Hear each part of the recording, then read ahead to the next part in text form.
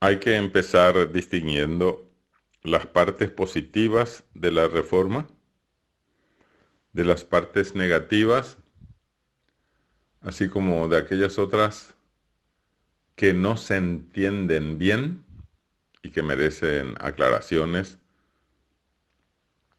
a través de la reglamentación, es decir, de decretos y resoluciones. De cualquier manera, se necesitarán más decretos y resoluciones con el transcurso del tiempo, pero empezando con las primeras que vayan surgiendo y podríamos ir abordándolas también de a poco.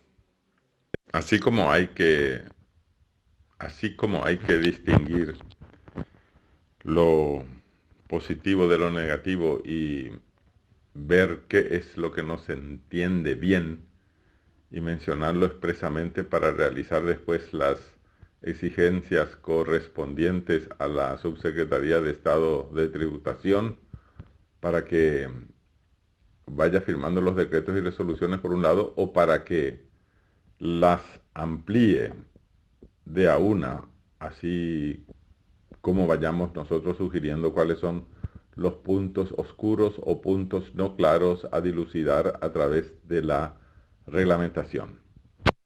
Asimismo, será necesario también abordar aquellos aspectos de una reforma tributaria que no fueron abordados por la actual ley de modernización tributaria. Y finalmente no estaría nada mal que hagamos una disección de la reforma ya promulgada para hablar de las formalidades y pagos y obligaciones de los nuevos pequeños contribuyentes. Empezando por los aspectos positivos, puedo decir que la reforma tributaria ya promulgada realmente ayudará a la simplificación de los impuestos directos, unificándolos en una sola categoría, sin aumentar las tasas de los impuestos a las rentas comerciales, industriales y de servicios. Los impuestos a las rentas que son unificados son el IRASIS, o sea, el impuesto a las rentas comerciales, industriales y de servicios no personales, por un lado, las agropecuarias, las rentas agropecuarias, IRAGRO, así como las rentas del pequeño contribuyente. La unificación de todos estos impuestos a las rentas da lugar a una nueva categoría, conocida ahora por el nombre de Impuesto a la Renta Empresarial, o IRE por sus siglas. El IRE permite compensar la pérdida fiscal con las rentas netas de los próximos ejercicios hasta un máximo de 5 años, beneficio que solo estaba previsto en el IRAGRO. Esta es una de las grandes cuestiones positivas en la reforma tributaria actual ya en vigencia. Otro beneficio que solo estaba previsto en el IRAGRO, o sea, en el impuesto a las rentas de las actividades agropecuarias, es que el nuevo impuesto o la nueva categoría del impuesto a la renta empresarial, IRE, permite determinar la renta neta imponible en la enajenación de inmuebles aplicando el 30% sobre el valor de venta. En el actual IRASIS esto no es posible. Por otro lado, en el actual IRASIS se grava con el 5% adicional la distribución de utilidades a dueños, socios y accionistas de empresas con residencia en el país. En el actual IRAGRO no estaba contemplada dicha grabación. Por otro lado, la creación del impuesto a la distribución de utilidades, IDU por sus siglas, que la grava con el 8%, equiparará este tributo para todos los contribuyentes sin considerar su actividad económica. Esta sería una lista breve de las ventajas que tiene la reforma tributaria. Y yo creo que todas ellas, las mencionadas aquí, son realmente dignas de destacar. Hay que decir que entre los aspectos negativos se encuentra el hecho de que con esta reforma tributaria se pretende gravar impuestos a los que viven en la miseria, es decir, a la gente que vive en pobreza extrema y a los pobres realmente en situación calamitosa. Eh, Esto nunca se ha visto en ninguna reforma tributaria en Paraguay. En otros países, este tipo de población totalmente marginada, con dificultades de alimentación diaria y de vestimenta, no está agravada por impuestos, obviamente, ¿verdad? Sin embargo, con este proyecto de ley que ahora ya es ley promulgada y en vigencia desde el 1 de enero pasado, expresamente se grava a la gente en la miseria y a la gente que tiene dificultades diarias en conseguir alimentación, vestimenta. Eh, Esa gente ni piensa en casa propia, ni en educación, ni en seguro social, porque su condición actual no les permite pensar en eso que es un derecho humano básico y que para ellos, sin embargo, es un lujo inalcanzable. Vamos a poner algunos ejemplos. En el actual Iragro, el que venció a fines del año pasado, es decir, hace apenas unos días, los microproductores, personas físicas con ingresos inferiores a 36 salarios mínimos anuales, estaban exoneradas del impuesto. Sin embargo, con esta nueva ley que entró en vigencia el 1 de enero, en esta nueva ley, tanto los microcomerciantes urbanos como los microproductores rurales pasarán a tributar por el régimen re simple. Y vamos a tener que acostumbrarnos a esta nueva categoría, el régimen re simple, que está establecido para quienes tienen ingresos inferiores a 80 millones de guaraníes al año. Es decir, si hacemos el cálculo mensual, eso sale igual a 6 millones y pico de guaraníes mensuales. En este régimen re simple no hará falta realizar, sin embargo, la determinación del impuesto, pero tendrá una suma fija mensual a ser pagada desde guaraníes 20.000 para aquellos contribuyentes de gente muy pobre con ingresos inferiores a 20 millones de guaraníes, hasta 80 millones de guaraníes. Esto hay que aclarar mejor. Esta gente pobre o en la miseria que gana menos de 80 millones de guaraníes al año, es decir, puede estar ganando, por ejemplo, apenas 20 millones de guaraníes al año, lo que sale algo así como 1,5 o 6 millones de guaraníes mensuales, tendrá que pagar mensualmente 20.000 guaraníes de impuestos.